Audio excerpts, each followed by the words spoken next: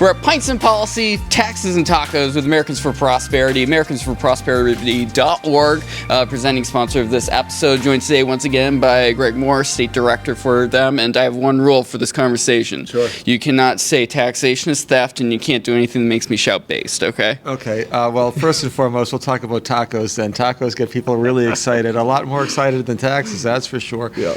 I think one of the areas that we put a lot of emphasis on in New Hampshire is talking about the correlation between tax policy and economic growth, right? I mean, the old adage goes, if you want less of something, you tax it.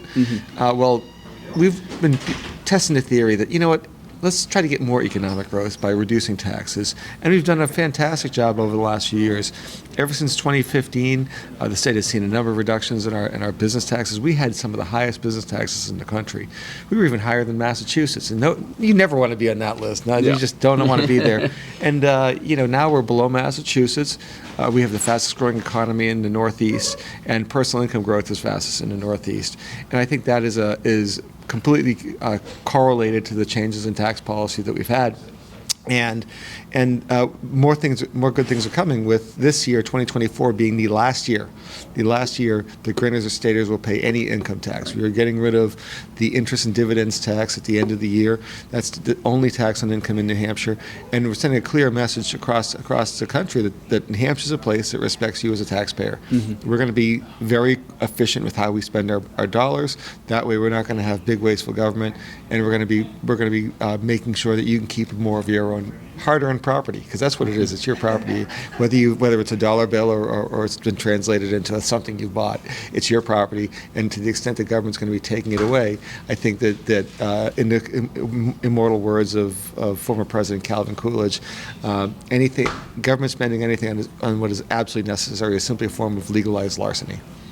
I mean, a big question that Democrats have, there was this crazy study that New Hampshire Fiscal Policy put out that I spoke to them about, which I left scratching my head still after that conversation, is how are we going to continue to fund that social safety net that we do have? We do have many vulnerable populations in the state that rely on these. How do we make sure that, A, we're going to have some sort of funding for it, or B, make sure that there's alternatives to make sure that these people are protected, whether it's more employment opportunities or something like that? What's really been troubling about a lot of the arguments coming out of the left is that they don't want to reduce taxes because they think that taxation is the right form of punishing success. Right. And we never want to go into the idea that we want to punish success. We want people to try to strive for success, to be successful, and to want to use that desire for success to push us forward, not just as a state, but frankly as a race. The human race. We want humanity to evolve, and that comes from people taking big chances. But people take big chances when they have a chance to be rewarded for their hard work. And so it's been some pretty troubling rhetoric coming out of there. Now, as far as the actual social safety net, there's two ways of looking at it. First and foremost, we should always be asking ourselves, what should that social safety net look like? Yeah. What are the right appropriate tools? I spent 4 years working at the Department of Health and Human Services. I can tell you that we are funding things we ought not be funding. I can also tell you that we are not running as efficiently as we could or should.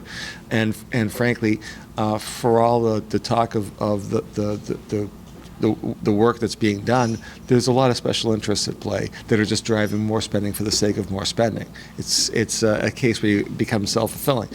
Now, a lot of these agencies depend on government for more of what they do. So as they're trying to grow as businesses, they're constantly lobbying for more spending. And oftentimes we're not asking ourselves, is that money being spent the best way possible?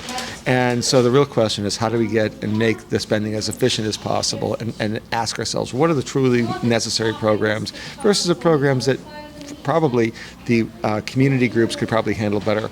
Because oftentimes community groups can handle problems way better than the government can. Yeah, definitely. We've seen that anecdotally. There's countless stories out there with regards to different government agencies stepping in to assist. Meanwhile, there's like Concord Coalition and homelessness. Like, regardless of their political affiliations or wherever they're trying to get their money, they're doing serious work. And there's various community organizations like that across the state. We should try and do everything we can to support that. And guess what? If there's more businesses donating to these organizations, there's a different way of getting these people assistance. I think one of the things that people need to be cognizant of is that when government moves into a space base, it's pushing out people that were in there beforehand. Whether it's helping build strong communities, or whether it's even in the realm of business, where government comes in and they make things more difficult. And one of the ways they make things more difficult is through taxation. And higher taxes are a barrier and an impediment to success. They're a barrier to growth. And I think the real important component has to do with competitiveness. How do we as a state make ourselves the beacon, the one place where everyone says, if I want to have a low tax environment, I want to come here. You look at a state like Massachusetts, which just a little over a year ago passed a punitive tax on high income earners.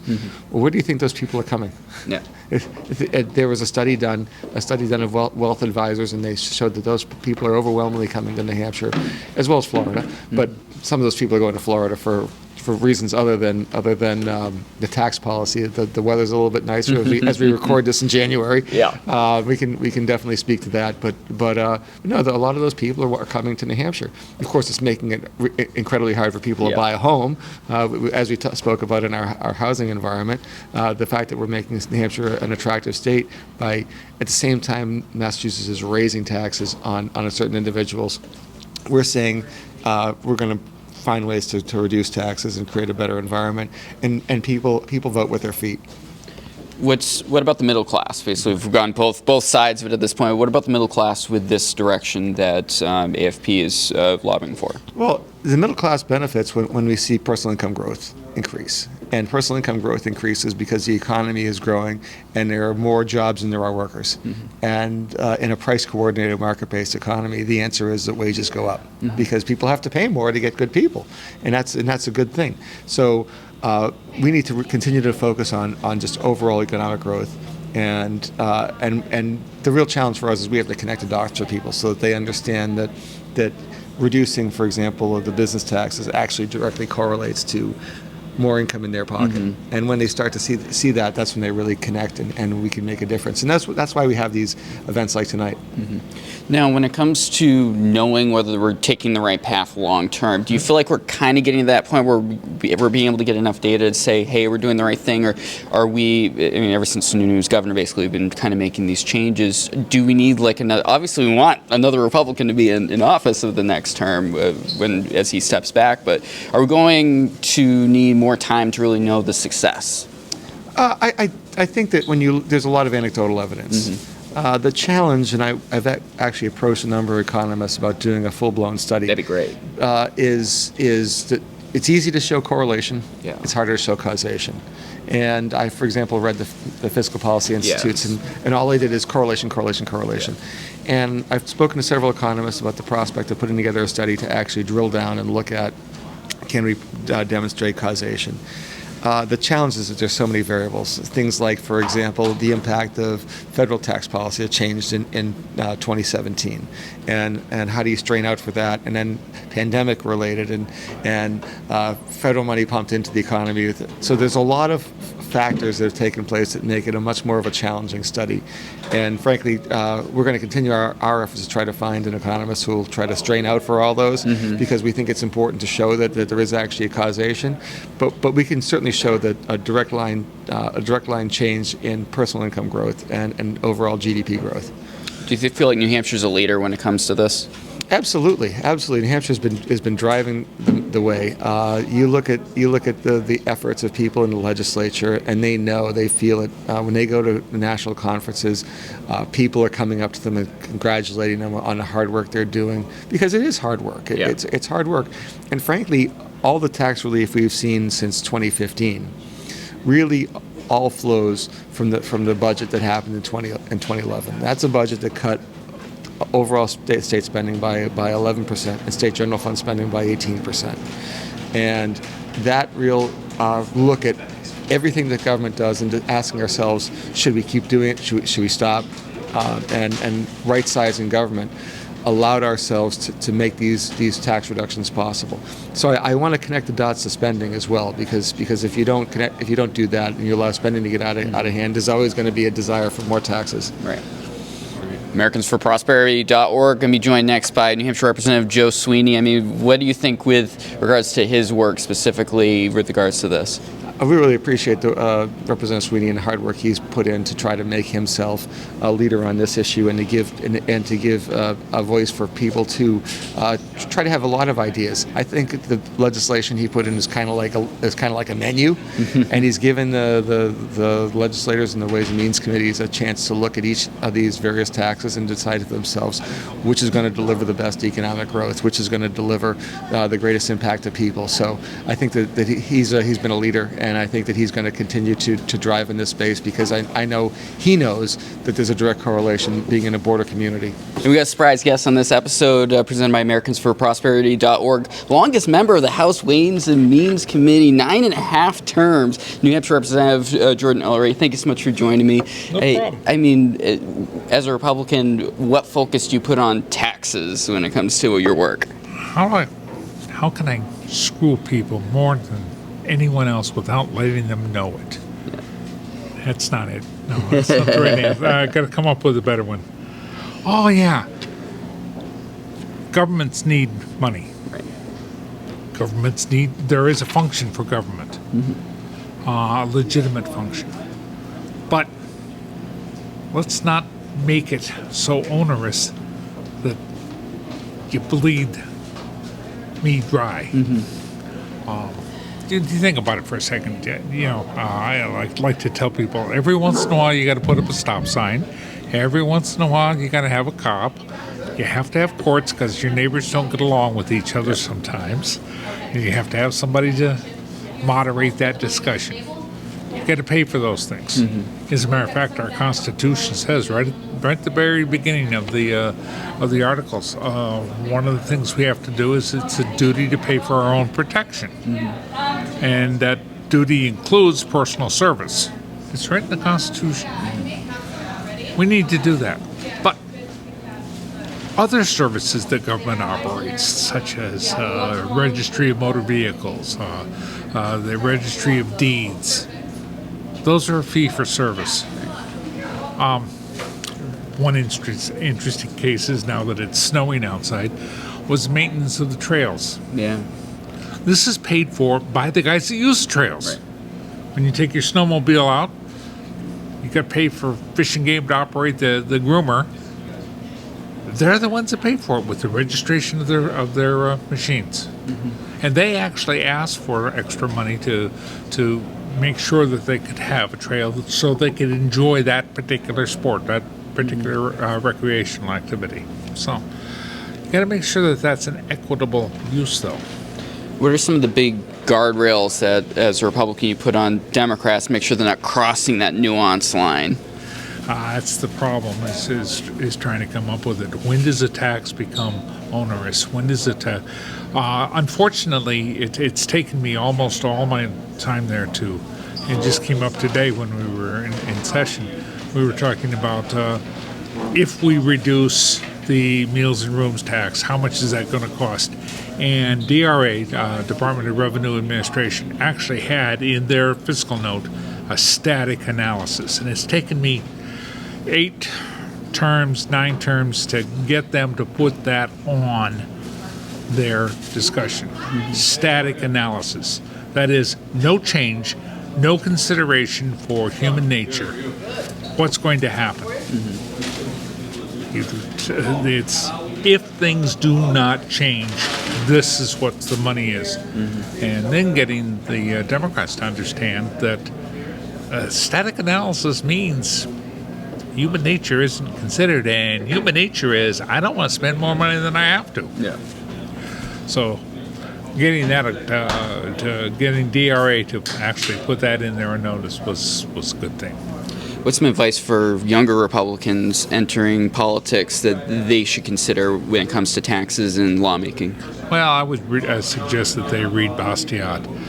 Frederick Bastiat, Lillet, are the law. He's an 18th century philosopher, pretty well known. And I do some reading in Austrian economics. Unfortunately, that doesn't seem to be the popular thing anymore, but you need to understand, yes, you need money. And when we say, the popular phrase today is taxation is theft, Bastiat used to say that taxation is legal plunder, which is a better understanding. Yeah. It is legal plunder. You're taking from someone. And unless there is an equity, and again, go back to our Constitution, which is really, the state Constitution is really a remarkable document. It says right in there that if you take money and give it to for the government, there has to be a trade-off. There has to be something given back. And pushing for that is the hard part, and making people understand that. But that's interesting. It's almost as interesting as the first bill we had today. Oh yeah, what was that? It was the CACR, a constitutional amendment, to start taxing churches because it's unequitable to let them go for free. Yeah. And the sole sponsor of the bill said, well, I'm a Christian, and I believe that Christians ought to pay for the privilege of going to church. The federal Constitution be damned. Yeah, I mentioned the First Amendment to her, and she goes, well, that's not what it really means. And then she said that church and state shouldn't be blended. Mentioned the Danbury letter, and she said Jefferson said that church and state shouldn't be blended. I asked her if she understood what it said. It says, yeah, you can't have church involved in state. Excuse me, you can't have the state involved in church, is what he was saying. That's not what it says. Okay. It's interesting. We'll see what we'll come up with that one.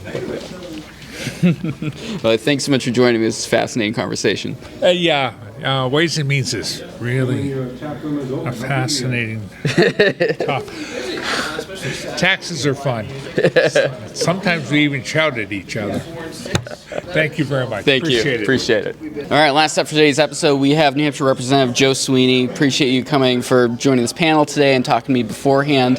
What are some big things when you think taxes and your work over at the State House? What really stands out to you at a high level? I think first off, we got to understand and appreciate every day that taxation is the power to destroy.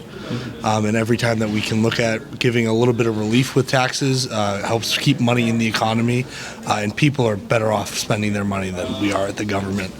So this year we filed the Consumer Tax Relief Act, and what it does is over the course of the next 7 years, it reduces the meals and rooms tax, the business profits tax, and the business enterprise tax to make us more competitive.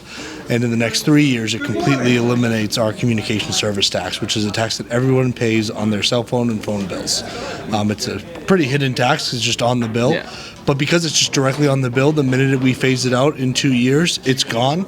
And everyone's cell phone bills and phone bills will be lower in New Hampshire for that. Over the course of the 7 years, the tax cut package reduces taxes by $2.2 billion.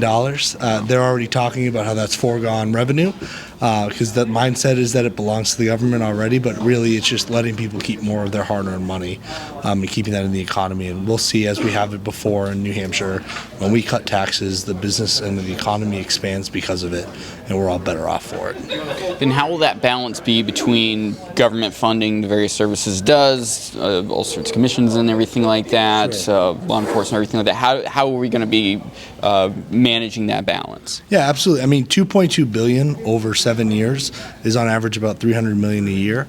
That's pretty much in track as to where we're seeing our surpluses be produced every year with taxation. Cutting out the communication service tax, that's already a diminishing revenue because it's only a tax on actual phone lines and any data that you can't tax the internet. So any data that you use to make phone calls, it's not getting captured by that tax.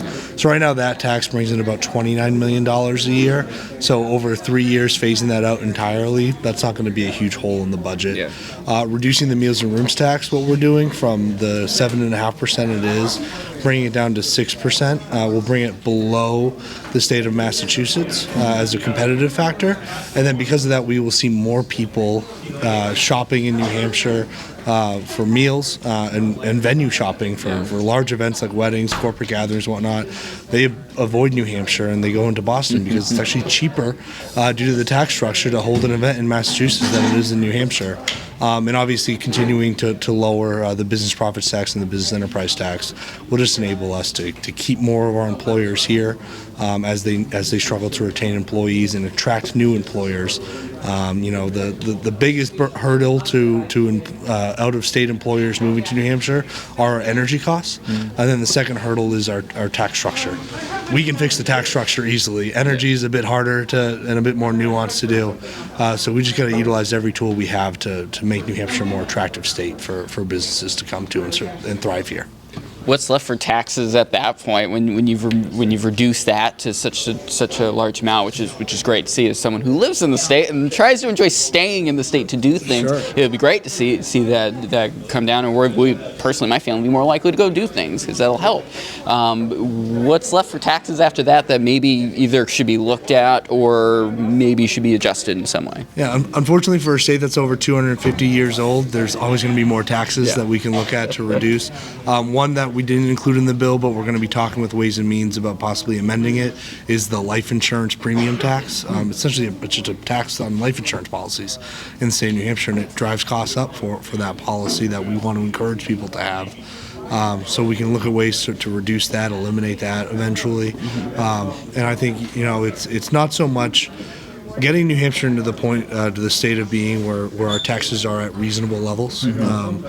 While obviously our economy keeps growing, seeing what further ways that we can reduce them further, but being that hedge against new taxation. We're only ever one bad election cycle away for Republicans from an income or a sales tax being implemented here. And so it's not only important to find the taxes that we can cut, but to stay on guard against the new taxes that we don't even think of.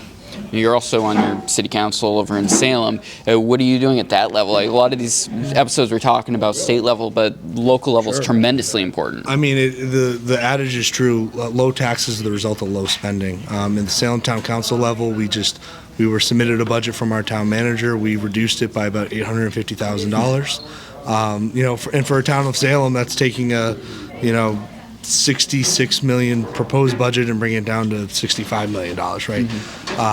But we're still making sure that all of the services for a town of 30,000 people are met with and that the expectations in there. And the really good thing about New Hampshire government and local government is the voters have to approve of the tax increases if there are any at the local level.